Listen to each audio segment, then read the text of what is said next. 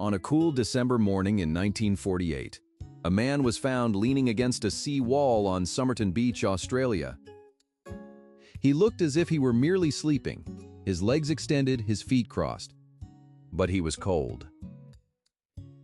There were no signs of a struggle, no obvious cause of death, and absolutely no identification. No wallet, no name tags, not even a laundry mark on his high-quality clothing. It was as if he had simply materialized from the salt air. The police were baffled from the start. But what's usually overlooked here is how perfectly ordinary he looked, and how that very ordinariness was his most effective mask. Here begins the mystery of the Somerton man. Let's stay with what's certain. The physical evidence was a series of contradictions. The man was in his 40s, remarkably fit, with unusually high calf muscles, the kind you might see in a professional dancer or someone who spent years in high-altitude terrain. However, his internal organs told a darker story.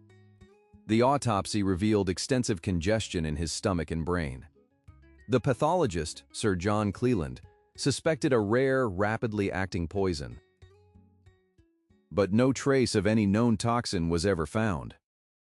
Then there was his last meal, a pasty eaten roughly 3 hours before death.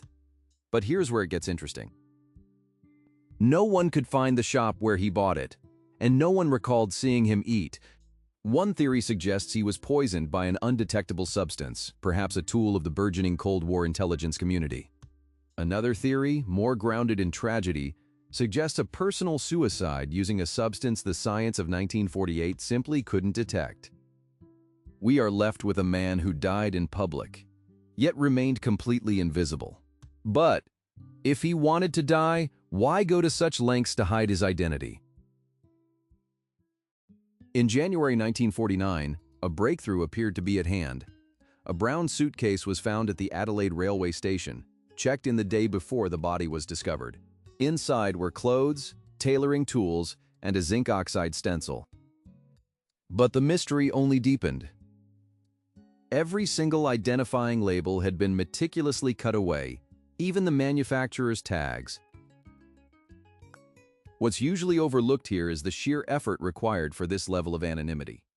It wasn't just a missing wallet, it was a systematic scrubbing of a life. Why would a common man do this?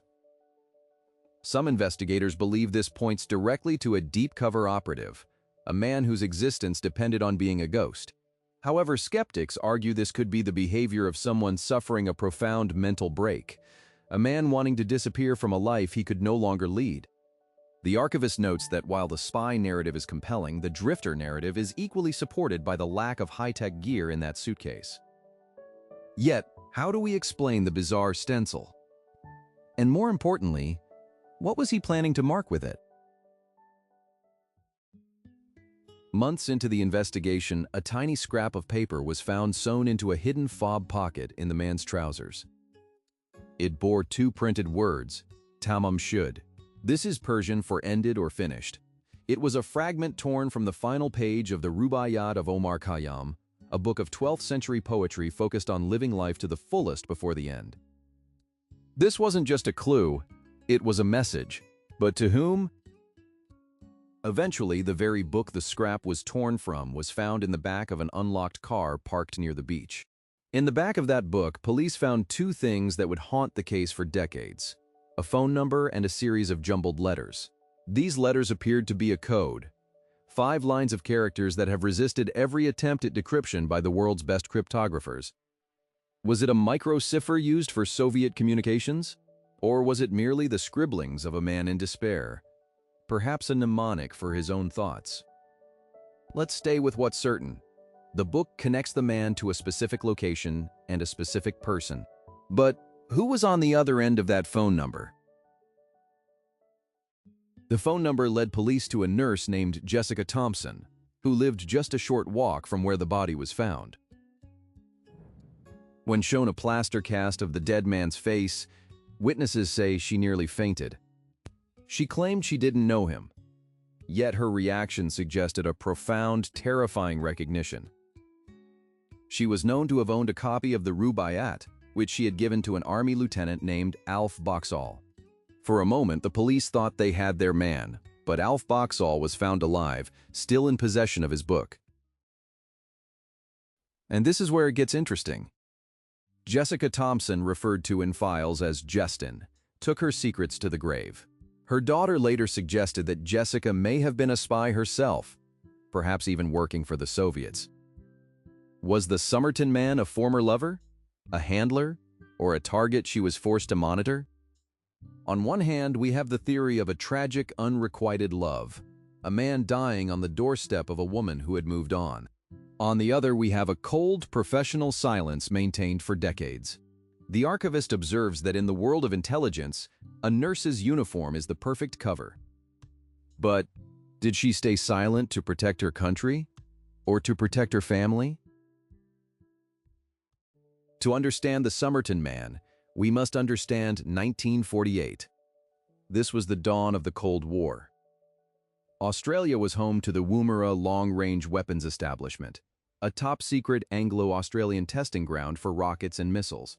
Adelaide was the hub for personnel traveling to this facility. At the same time, the Venona project was beginning to uncover a massive Soviet spy ring operating within the Australian government. Was our mystery man part of this shadow world? The absence of labels, the unbreakable code, and the proximity to a strategic site all point toward espionage. If he were a Soviet illegal, he would have been trained to leave no trace. If things went wrong, his own side might have ensured his silence. However, we must weigh this against the lack of any actual spycraft found in his possession. No cameras, no specialized tools, just a man on a beach. What's usually overlooked here is that the most successful spies are the ones who look the least like them. But could the truth be far more mundane? Perhaps he wasn't a soldier in a global war, but a casualty of a private one. In 2022, after decades of speculation, Professor Derek Abbott and world-renowned genealogist Colleen Fitzpatrick announced a breakthrough. Using DNA extracted from hairs caught in the man's death mask, they identified him as Carl Webb, a 43-year-old electrical engineer from Melbourne. Webb was a man with a penchant for poetry and betting on horses. He had disappeared from public records in early 1948 after a difficult separation from his wife. On the surface, the mystery is solved. Carl Webb had reasons to be depressed. He had reasons to travel. And he had a background in electronics that might explain the code as perhaps a list of horse racing prospects. But let's stay with what's certain. While the name is likely correct, the why remains as elusive as ever. Why did an electrical engineer from Melbourne end up on a beach in Adelaide with all his labels removed? Why did the nurse react so violently to his image if they had never met? The archivist notes that a name is just a label. It doesn't always explain the story behind it. Documentation shows Webb existed, but it doesn't explain why he chose to die as a ghost. Does knowing his name actually make the mystery any less strange? So we are left with two competing versions of the truth. In one, Carl Webb is a tragic figure, a man broken by a failed marriage who wandered into a lonely death, leaving behind a coded message that only he could understand. In this version, the spy elements are merely coincidences of a paranoid era.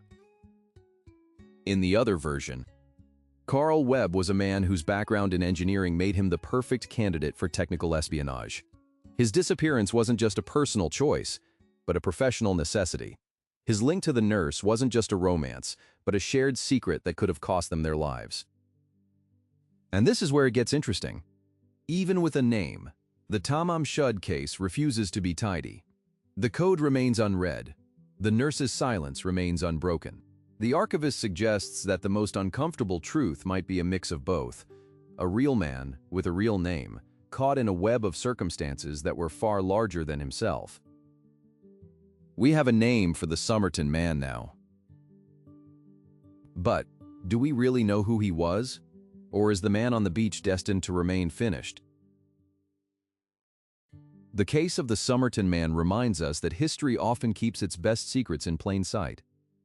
Whether he was Carl Webb or a nameless shadow, His story continues to fascinate because it sits at the intersection of the personal and the political. Thank you for digging through these layers with me. If you found this examination compelling, please subscribe and join us for the next discovery. Until then, stay skeptical. The truth is always there somewhere.